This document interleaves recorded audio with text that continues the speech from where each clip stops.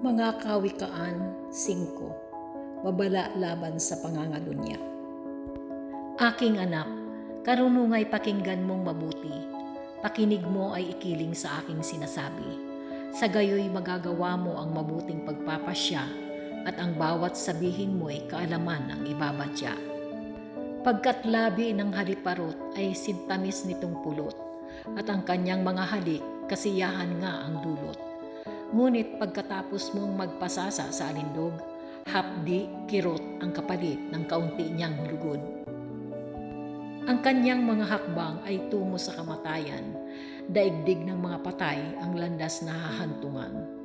Pagkat di niya siniyasat daang patungo sa buhay, ang daan niya'y liko-liko, ni hindi niya ito nalalaman.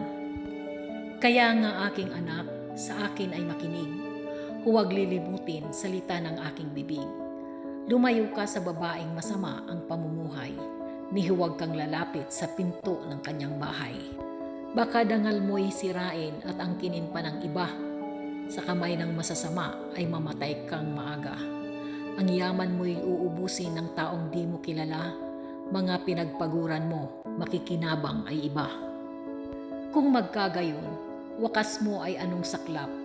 Walang matitira sa iyo kundi butot balat. Dito mo nga maiisip, dangan kasi di ko pansin ang kanilang pagtutuwid. Puso ko ay nagmatigas, sinunod ang aking hilig. Ang tinig ng aking guro ay hindi ko dininig. Sa kanilang katuruan, inilayo ang pakinig. At ngayon ay narito ang abakong kalagayan, isang kahihiyan sa ating lipunan.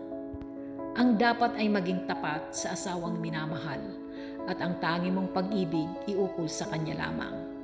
Kung ika'y nagkaanak sa babaeng di asawa, walang buting idudulot, manapa nga ay balisa. Anak mo'y dapat lumaki nang ikaw ay matulungan upang hindi dun sa iba iasa ang iyong buhay.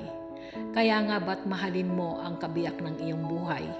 Ang ligaya ay lasapin sa mabango niyang kandungan. Mabait siya at mahinhin, babaeng kaakit-akit. Ligaya mo'y nasa kanya sa pitak ng kanyang dibdib. Sa ibang babae ay huwag ka sanang paakit, ni huwag mong papansinin, makamandag niyang ihalik. Ang paningin ihawas sa tao'y di inaalis, laging nakasubaybay, bawat oras, bawat saglit. Kasamaan ng isang tao ay bitag na nakaumang, siya ang magdurusa sa sariling kasalanan. Pagkat walang pagpipigil, siya ay mamamatay at dahil sa kamangmangan, hantungan niya'y sa libingan. Magandang umaga, tanghali at gabi sa inyong lahat. Shalom Aleichem.